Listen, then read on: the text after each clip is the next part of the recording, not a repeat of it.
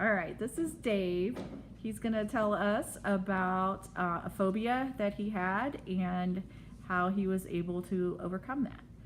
So, Dave, if you just want to start and tell your story, and then I might ask some questions here and there. Okay. So, ever since I was little, I've always had a fear of heights. Although when I was younger, like I could climb trees and that didn't bother me, and being up on part of our roof, like I would go up and read comic books and stuff and sit on the roof. But later on, as I got older, it got worse. I would just like freak out, like I was gonna fall or die. You just freeze up.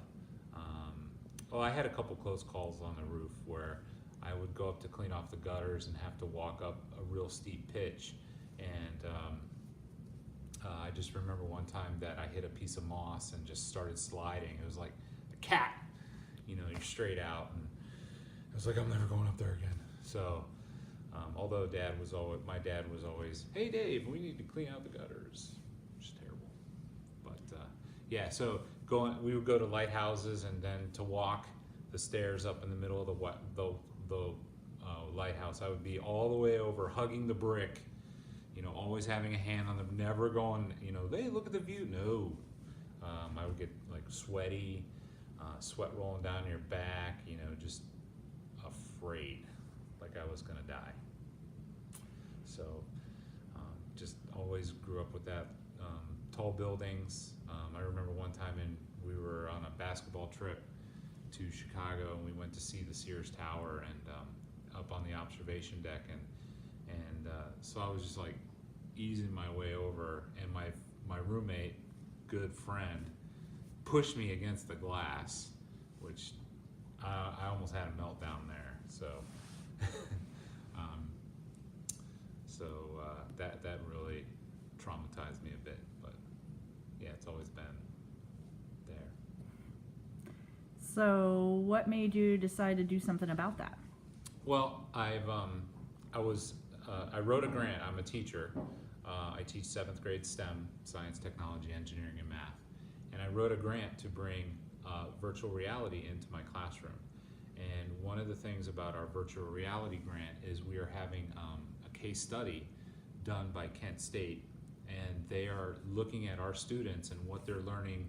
They're finding that there's not a whole lot of studies out there, but they're finding that kids they retain 75% more of the information they have in virtual reality because they experience it, even though they're not there.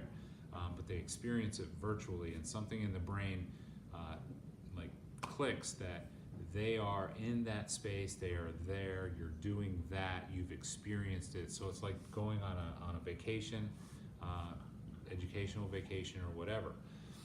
So in looking at all of the studies that I could find, I came across this article.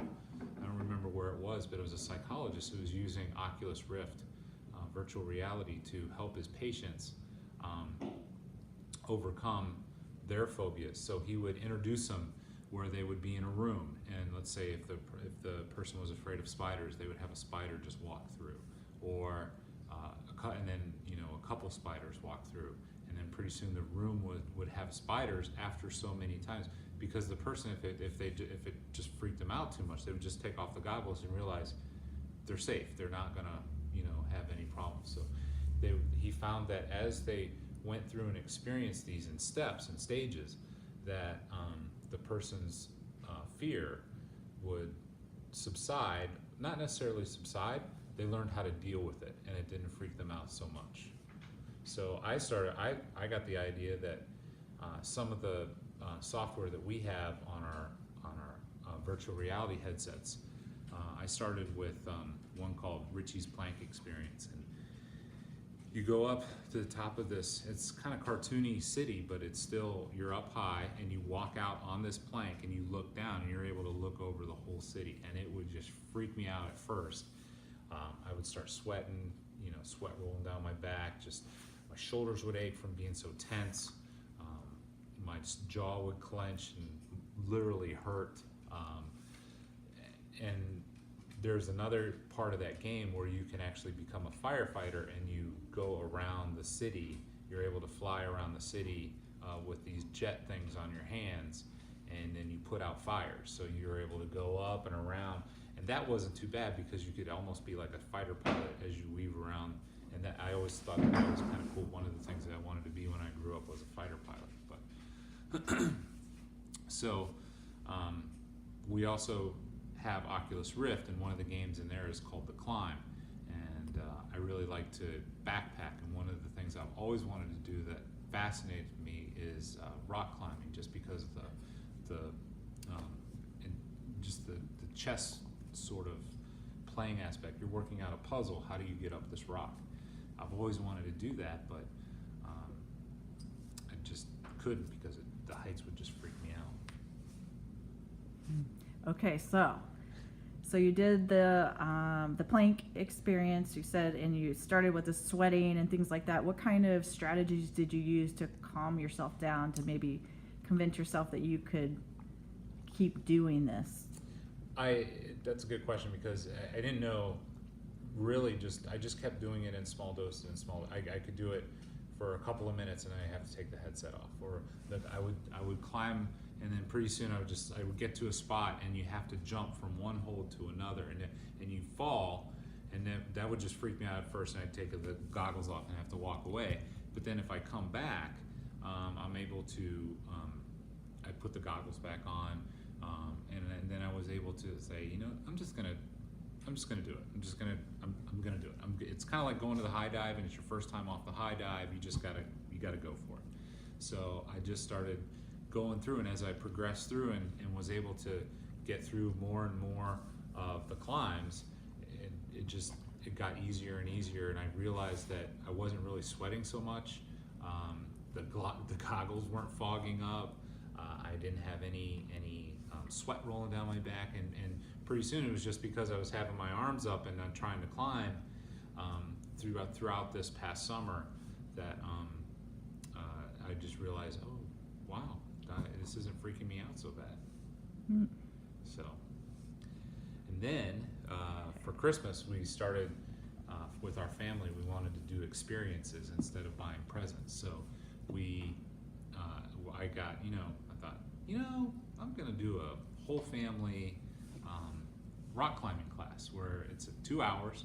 You learn how to belay, hold people, like with a partner, and then you're able to then they show you some things about climbing. And so we did that as a family, and it was just so much fun. I loved it. It didn't freak me out going to the top of the wall like I thought it would. The walls are 35 feet tall, and you're hanging on these little holds, and it was a lot of fun. Sounds really good. Cool. Although I've tried rock climbing, it's more difficult than it looks. Yeah, it's a lot of grip strength. Yes. So are you glad you did that? Yes, I'm very glad. It's something I've always wanted to do. It's a lot of fun. It's another activity that I get to do, and it's kind of inspiring too, because when I go to that climbing gym, there's these 70-year-old plus men, and they're just like, they scamper right up the wall, and I'm a lot younger and I'm working a lot harder. I got sweat rolling off my head from the effort this time, not the fear.